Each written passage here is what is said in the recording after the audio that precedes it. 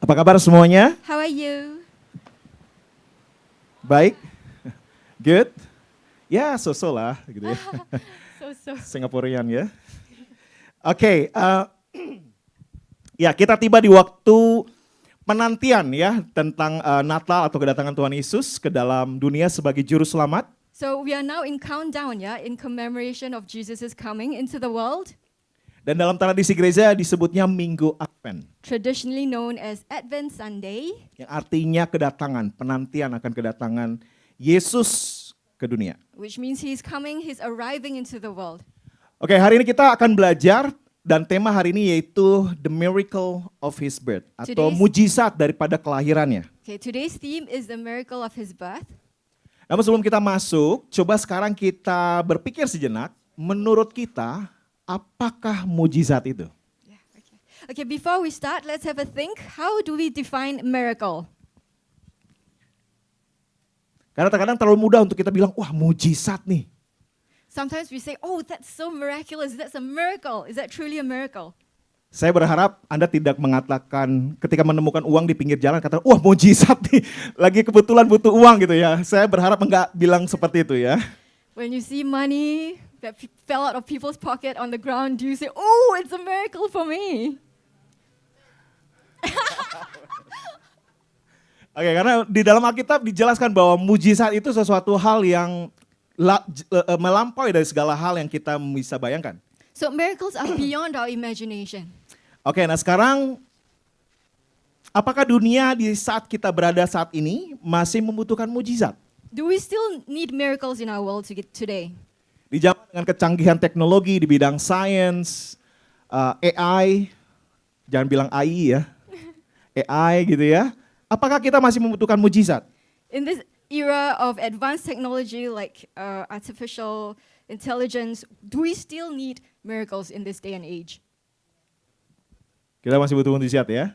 Yes, we still need miracles. Di zaman saya waktu itu sebelum ada Google dan Facebook dan lain sebagainya, beberapa puluh tahun yang lalu, kalau orang mau mencari sesuatu dia harus berupaya, betul ya, harus pergi ke satu tempat, membaca buku, pokoknya ada upaya yang lebih ekstra harus dilakukan. So in our generation, so if we need to find out about something with no Google or ChatGPT, nothing like that, we have to go to the library, find the book that we need, look for the info. Betul, kita seangkatan ya. Yeah, in the same generation. Tapi zaman sekarang, anak-anak sekarang kalau mau cari sesuatu, googling, betul? Secepat jari Anda mengetik, secepat itulah informasi yang akan Anda dapatkan. But children nowadays, you only need to pick up your phone, type in whatever that you're looking for, there, it's all there for you. Tapi di zaman saya dulu, kita benar-benar berdoa, Tuhan kasih hikmat dong, gimana nih dalam persoalan yang dihadapi, misal ada teman curhat gitu ya, tentang permasalahan gitu. Minta hikmat dong gitu ya. Tapi zaman sekarang, googling, bagaimana caranya konseling orang yang sedang ada masalah. Langsung ada kan? Zaman dulu nggak ada. Kita harus cari tahu, ngobrol, baca buku, pelajari dan lain sebagainya. So in aeons past, when people come to us with their problems, ancient. When people come to us with their problems, hey, what do you think I should do about this? We would be thinking, God, give us wisdom, give me what to say to this person. But now with Googling, you just, everything is there for you. Oke, nah bagaimana dengan teknologi dalam bidang kesehatan? Pada waktu dulu, ketika orang mengalami serangan jantung, mereka keluarnya berdoakan, oh Tuhan, mujizat, lakukan hal yang supranatural terjadi. Tapi sekarang, mungkin masih ada doa ya, tapi maksudnya lebih tidak seintens waktu kita mengharapkan di zaman dulu. Karena sekarang sudah ada teknologi ya, udah seperti gampang tinggal potong, ambil jantung yang baru atau dibersihkan dan lain sebagainya dengan teknologi yang canggih saat ini. So in the past, when the medical field wasn't so advanced yet, when you come across like cancer or anything like that, you really need to get on your knees and you really need to pray, God, what do I do about this problem? How do we fix this? How do we heal this? But now maybe people are not so intent on looking for God, to solve their problems because they are medically, everything can be surgically removed or anything like that. So it's technology-wise, we are very advanced. Jadi fokusnya bukan kepada hanya Tuhan yang sanggup lakukan, tapi fokusnya kepada apa yang dokter bisa lakukan. So the focus is not only on what God can do via his miraculous powers, but what doctors can do now. Ya, bagi saya pribadi saya percaya kita masih butuh mujizat saat ini. But we as Christians and us, we believe that we still need miracles today. Nah, dalam Alkitab, mujizat adalah peristiwa supranatural atau luar biasa yang melampaui sifat alamiah dunia ciptaan, yang melawan hukum alam dengan kuasa langsung dari Tuhan. So in the Bible, miracles are supernatural, extraordinary events that defy nature, goes against natural laws of the created world, characterized by direct interventions from God. Nah, suatu pekerjaan yang hanya dapat dilakukan oleh Tuhan. Hanya dapat dilakukan oleh Tuhan. Itulah mujizat. So it was a work that can only be done by a higher power, by God himself. Seperti menghidupkan kembali dari kematian. Lazarus contohnya. Such as bringing back the dead, Sep- Lazarus. Seperti memulihkan anggota tubuh yang telah terputus. Malkus, hamba imam besar yang dipotong telinganya. Dan Yesus bisa sanggup menempatkan kembali. Such as restoring severed limbs in the example of Malchus when Peter chopped off his ear and Jesus was able to glue it back together. Glue it back together. Pakai uhu ya. Supernaturally glued it back together. Lem Korea gitu ya. Oke, dengan perintah untuk berjalan di atas air.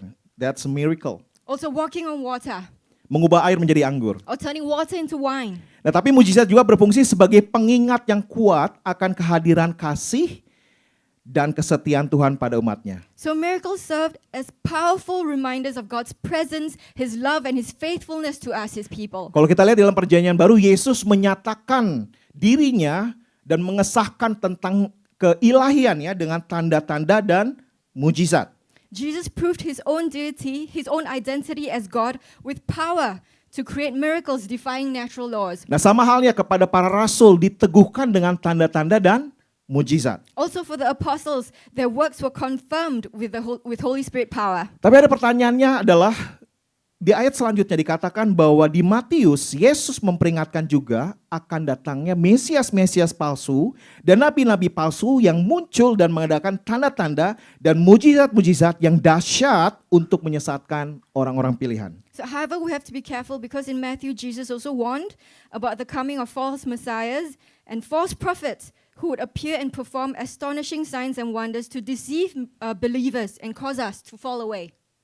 Jadi jangan lihat mujizatnya, tetapi lihat kepada Allahnya. So don't look only at the miracles, but look at the God who performs the miracles. R.C. Sproul, seorang teolog, mengatakan all miracles are supernatural, but not all supernatural acts are miracles.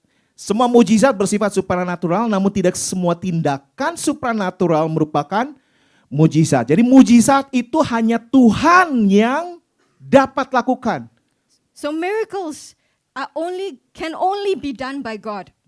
Jadi dengan ini saya mengatakan bahwa gini, kalau dengar nanti ada orang bangkit dari kematian, jangan tertarik dengan itunya, karena hanya Tuhan yang sanggup lakukan, bukan si hamba Tuhannya, bukan siapapun yang pada waktu itu mendoakan dan lain sebagainya. Enggak. Tapi mujizat bicara tentang siapa atau apa, itu Tuhan yang saja yang melakukannya. So for example, when you hear on YouTube or watch someone raising a prophet or a minister raising someone back to life, you have to really examine the facts. You have to know that only Jesus, only God is able to do that kind of things.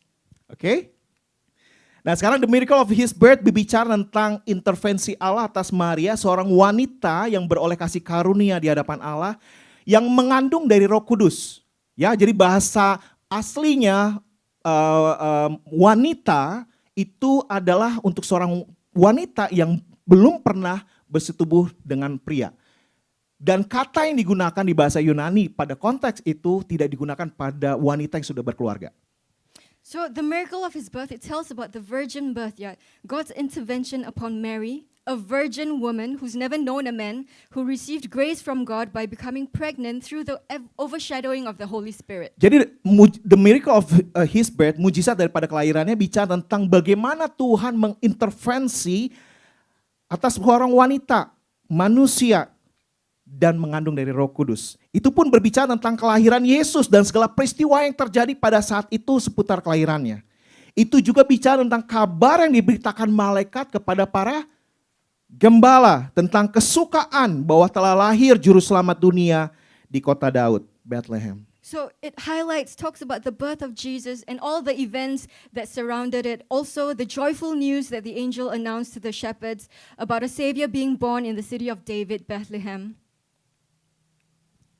Mujizat akan kelahiran Yesus bicara juga tentang inkarnasi Allah. Allah yang menjadi manusia. And even more miraculous is the incarnation, how God himself took on flesh as a man.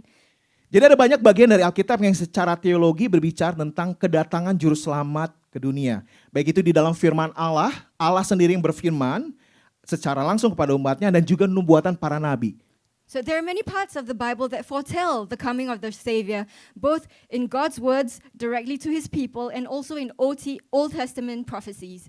Jadi kisah tentang Natal nggak cuma ada di Matius, Lukas, Yohanes, nggak cuma di situ, tapi ada di bagian semua daripada Alkitab, baik itu dari Kejadian. Kita bisa lihat itu ada bicara tentang kedatangan juru selamat sampai Wahyu.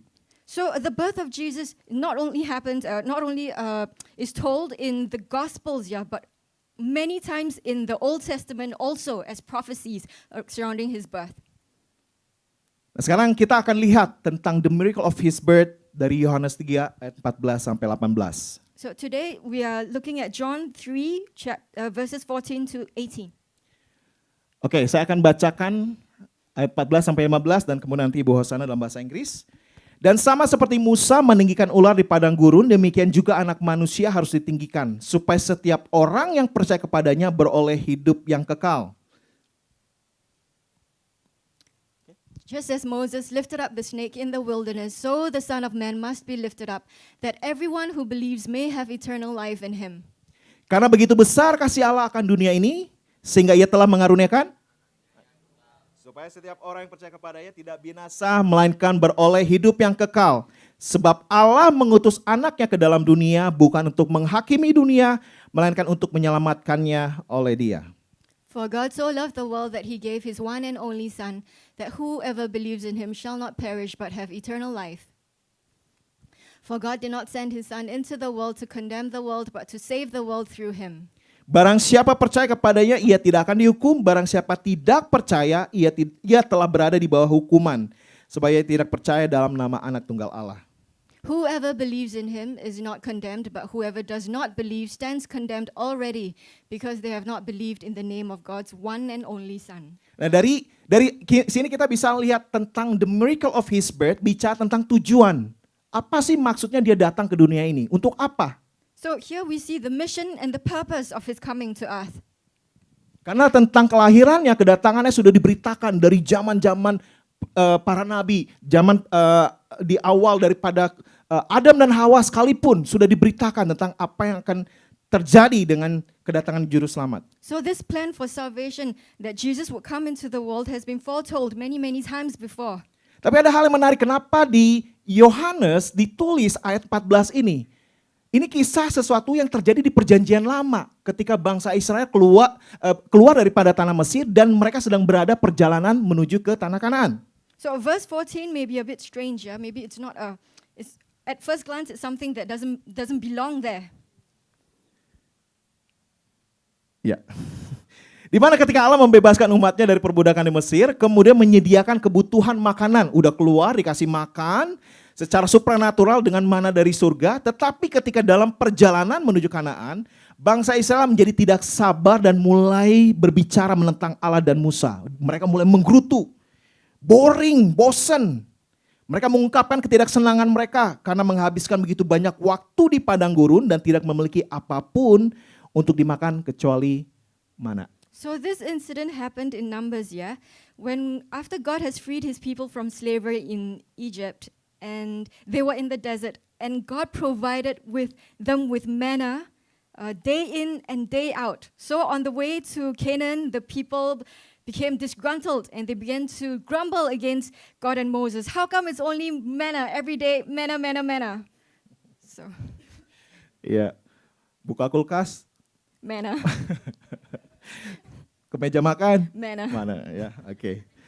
Jadi ketika Anda ini mengingatkan kita ketika kita dalam kondisi yang mungkin sepertinya bosan, begitu terus, tapi ada pesan Tuhan di situ. Jangan kita sampai berbuat dosa dengan memberontak kepada Allah, menyalahkan Tuhan dan menggerutu. So maybe in our own lives when we are at a period of waiting, when we're feeling dissatisfied, but we shouldn't grumble or we shouldn't have a suki attitude towards God. Yeah, we should always be thankful for what He has provided towards us. Apa yang terjadi dengan bangsa Israel ketika mereka mengeluh? Tuhan mengirimkan wabah yaitu ular berbisa yang racunnya digambarkan seperti api.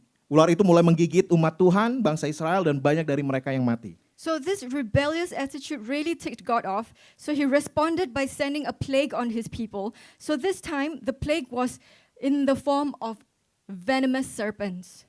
Memang gak disebut berapa banyak yang mati, tapi yang jelas pasti banyak. Tapi dikatakan juga ada yang sembuh. So these serpents, their venom was akin to fire, yeah? And when they bit people, they died immediately. We don't know how many died, for sure. Karena apa yang Allah katakan, suruh buatkan dari perak itu ular beludak dan ditaruh di tiang. Dan setiap orang kena gigit, lihat kepada tiang, maka akan sembuh. Allah menggaransi itu. Tapi faktanya ada orang yang tetap mati. Karena mereka tidak melihat kepada tiang daripada ular beludak itu. So for those who had been bitten, God provided an antidote. Yeah? He hung up a bronze serpent on a wooden pole, and the only thing that they had to do was to look at the bronze serpent. Many did, but many did not. Sekalipun mereka menderita karena rasa sakit kena gigit ular, tapi mereka nggak melihat daripada tiang itu untuk bisa mendapatkan kesembuhan. So when those who looked at the serpent, they were healed immediately, but those who did not, they died. And in the depths of their suffering, in the throes of their terror and the pain inflicted by these snakes, these people still chose not to trust in God's healing, path of healing. Ini bicara apa?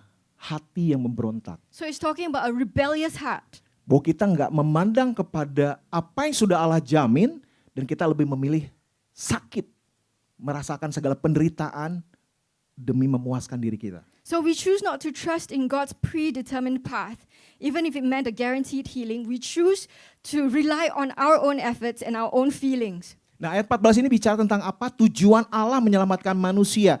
Dikatakan bahwa ditinggikan di ayat 14 atau bahasa Inggrisnya lifted up, biasanya berarti to be exalted atau dimuliakan. Jadi tiang itu ditinggikan, itu bicara tentang sama halnya dengan apa yang Yohanes mau sampaikan. Anak manusia akan be lifted up, akan ditinggikan, dan itu bicara tentang exalted, akan dimuliakan. So that bronze serpent on a pole was lifted up, was an allegory for how Jesus on the cross was also to be lifted up on the cross. So when we just look at Him, focus on Him, exalt Him, and glorify Him, then there our healing will come. Jadi ayat 14 ini bicara bahwa Tuhan akan dimuliakan dengan cara Dia mati di kayu salib. Jadi dari awal tujuan Yesus datang ke dunia dengan berbagai macam mujizat yang Allah nyatakan yang hanya Allah saja sanggup lakukan, tapi tujuannya Dia akan dimuliakan dengan cara mati di kayu salib. So God's way of glorifying Jesus was actually a very humiliating way, but that was God's way. He wanted Jesus to be glorified on the cross when He died on the cross and also when He was resurrected from the cross. Sekarang kita lihat ayat 15, supaya setiap orang yang percaya kepadanya beroleh hidup yang kekal. Ini bicara tentang tujuan daripada mujizat kelahiran Yesus, menyadarkan bahwa ada konsekuensi dari dosa, yaitu kematian. So the consequences of sin is death. And God wants every one of us to know that. Namun Allah menghendaki setiap orang yang untuk diselamatkan dan kembali kepada hubungan yang baik dengan Allah dan menikmati Allah di dalam kehidupan kekal. But God also wants to provide everyone a way of reconciliation with Him in a loving, everlasting relationship. So there's a consequence. Ada konsekuensi dengan apa yang kita lakukan. So there are consequences to everything that we do, especially sin. Nah, sekarang kita masuk ke dalam ayat 16. Saya mau ajak kita melihat ada satu slide berikut ini. Saya persilakan Joseph.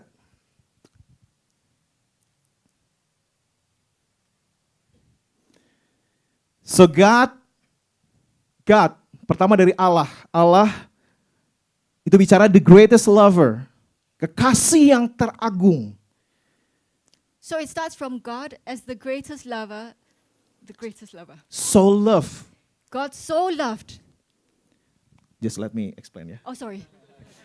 So love, the greatest degree atau tingkatan yang teragung. Kasihnya itu melampaui segalanya, beyond. The world, the greatest company, kebersamaan yang teragung. That he gave the greatest act. Tindakan yang teragung. His only son, the greatest gift, hadiah pemberian yang teragung. That whoever, the greatest opportunity, this is the opportunity for all of us. Kesempatan yang teragung, kesempatan yang terbaik, the divine deity. Believe, the greatest simplicity, kesederhanaan yang teragung in him, the greatest attraction. Bahwa him, hanya dialah attraction, the greatest attraction that we should come and adore. Daya tarik yang teragung. Should not perish, the greatest promises. There's a promise that you can claim in Christ, through Christ, by faith alone. Janji yang teragung. But the greatest difference, God makes us differences. Light is clear in the Bible. Light, dark, and light is different. Perbedaan yang teragung. Have the greatest certainty, kepastian teragung, eternal life. The greatest possession, kepemilikan yang teragung. Itu yang Allah janjikan di dalam ayat 16. So this is what God has promised us in verse 16, all of these.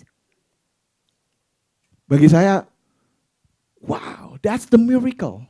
The That's- greatest miracle ever. This is absolutely astounding, astonishing, something that is wow, so awesome. Dan Anda tahukah siapa anak itu?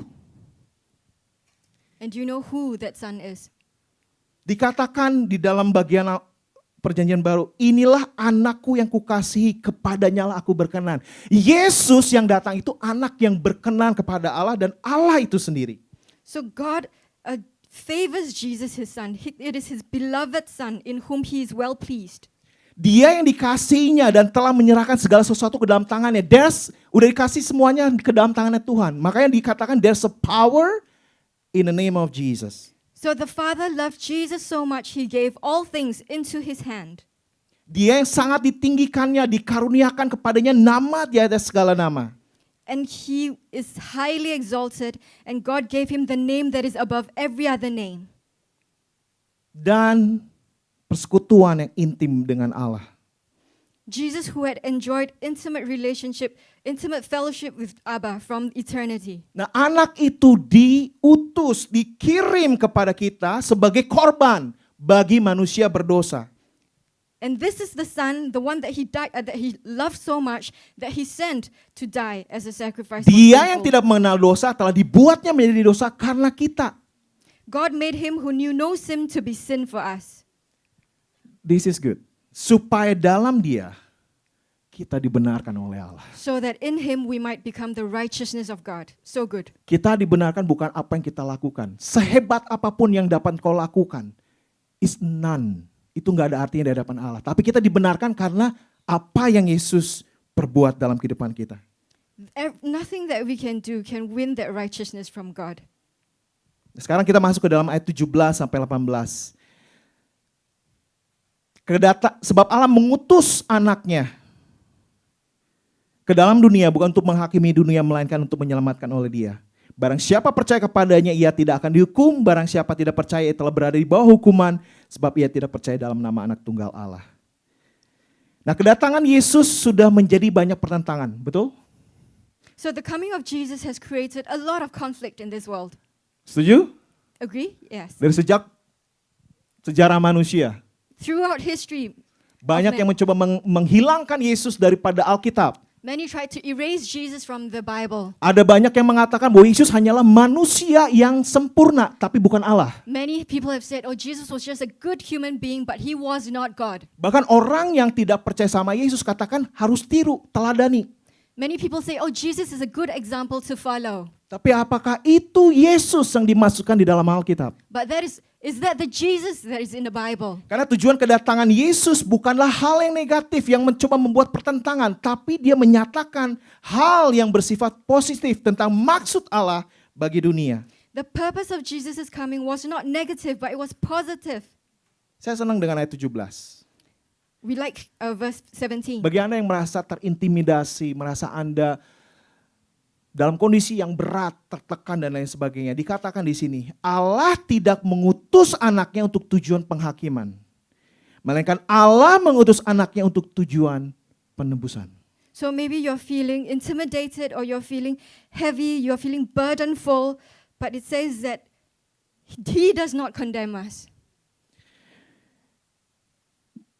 Mengutus anaknya dalam bahasa aslinya diterjemahkan itu to send, mengutus atau bisa berhubungan dengan apolos atau rasul yang bicara, yang menyampaikan dengan otoritas, dengan kuasa tentang kebenaran Tuhan. So this word to send, which is the root word apostelo, where the word apostle comes from, it means to send, someone who is sent.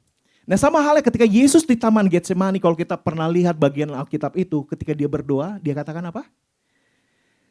Supaya mereka tahu bahwa engkaulah yang telah mengutus aku. Dia ngomong sama Bapa, engkau yang mengutus aku. So when Jesus was praying in the Garden of Gethsemane, he said to God, God, you are the one who have sent me into this world. Dan ketika dia berdoa pagi para murid, pagi setiap kita dikatakan apa? Sama seperti engkau telah mengutus aku ke dalam dunia, demikian pula aku telah mengutus mereka ke dalam dunia. And as he continued to pray for the disciples, he said, just as you have sent me into the world, so I send them also into the world. Jadi tujuan Yesus datang, the miracle of his birth, mujizat daripada kelahirannya adalah he sent you to the world.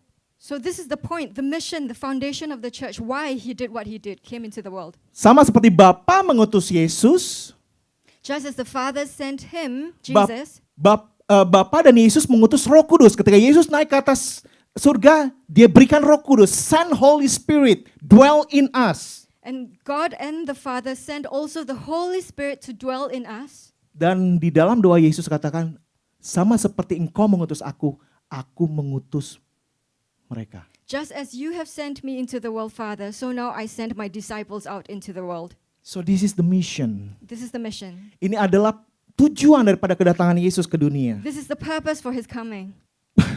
Bukan cuman sekedar baju baru or we wish you a Merry Christmas. Not that. Bukan semata-mata itu. But that's the deep meaning. Tentang konsekuensi, tentang janji, tentang pernyataan Allah akan kasihnya kepada dunia bahwa Anda berharga di mata Allah sehingga dia mengirim anaknya bagi Anda. So you are so precious to God that he would send his one and only son. So Christmas is not about new clothes or singing Christmas carols, but it's about Jesus fulfilling his mission on earth. Makanya tugas gereja, maka kenapa kita bahas tentang Efesus beberapa waktu lalu. Karena kita mau ajarin tugas gereja, saya dan Anda semua itu untuk diutus kepada dunia, memberitakan tentang kabar baik siapa Yesus yang sudah datang, yang sudah mati di kayu salib dan bangkit untuk memberikan keselamatan bagi kita. So that's why we were going through Ephesians these few Sundays. And then it was also to illustrate for us that the church is supposed to be sent out to complete Christ's ministry throughout the world. Itulah inti daripada kedatangan Yesus ke dunia. So that was the point of why Itulah Jesus came. arti daripada the miracle of his birth. The meaning to the miracle of his birth. Yang pertama, ditinggikan, lifted up, exalted, dimuliakan. So firstly, Jesus wants to be lifted up. He wants to be exalted. He wants to be glorified.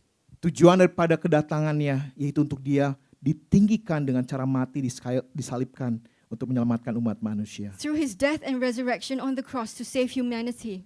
kedatangan the miracle of his birth menyadarkan tentang konsekuensi dari dosa adalah kematian. Namun Allah menghendaki semua orang untuk diselamatkan dan kembali kepada relasi dengan Allah dan menikmati Allah di dalam kehidupan kekal. So it makes us aware that the consequence of sin is death. But God wants to save everyone and to have a relationship with him, enjoy him in eternal life. Saya nggak tahu dengan Anda, tapi saya coba renungkan, saya coba sambil saya baca buku dan belajar. Hanya iman Kristen yang mengatakan bahwa Anda bisa menikmati Allah.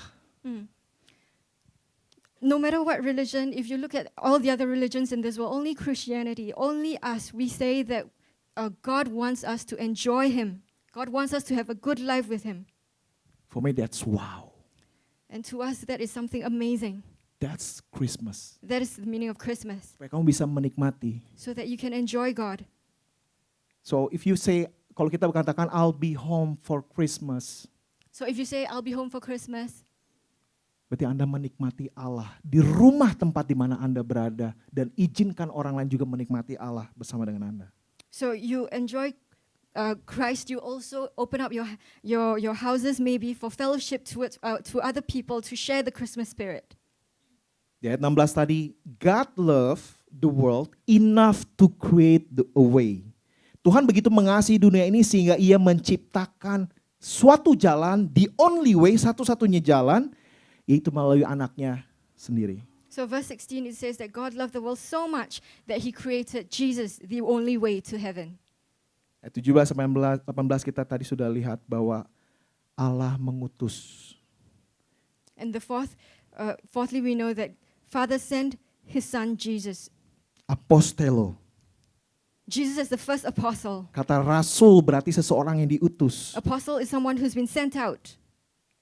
Dan rasul yang pertama itu Yesus Kristus. And Jesus himself was the first apostle. Dan Tuhan mengutus setiap kita sama seperti Bapa mengutus anaknya, anaknya mengutus kita untuk bisa menjadi berkat, untuk memberitakan kabar baik kepada dunia. In the same way, we also have to be sent out. We are sent out to share the good news about Jesus to other people. Untuk memberitakan keselamatan yang dari Allah agar orang percaya dan bertobat, terluput dari hukuman dan menerima kehidupan kekal. His church, we should be preaching God's salvation so that people believe and repent and also escape the punishment of death from a life of sin and receive eternal life. Tidak ada seorang pun dapat berseru kepada Kristus untuk menyelamatkan mereka jika mereka tidak percaya kepadanya. Betul? If you haven't heard about Christ, there's no way that you can call out to him to save you. Namun Rasul Paulus dalam suratnya menekankan tantangan dan tanggung jawab gereja, kita semua untuk mengutus sehingga orang-orang dapat mendengar tentang Kristus dan setelah mendengar dapat percaya dan diselamatkan. Dan merupakan tugas gereja kita semua untuk mau diutus. Untuk memberitakan kabar baik. Itu bukan tugasnya para pendeta, leaders. No, it's all about church. Kita semua. So Paul, when he says, how will they believe if they have not heard? And how will they hear if nobody sends them out to share the gospel? So we have been sent out to share the gospel with other people. Sebagai penutup saya mau kita merenungkan. Apakah pesan Natal, kelahiran Yesus, kedatangan Yesus tetap menjadi mujizat bagi Anda? Let's meditate on the meaning of Christmas, the purpose of Christmas. Is it still a miracle to you, to all of us?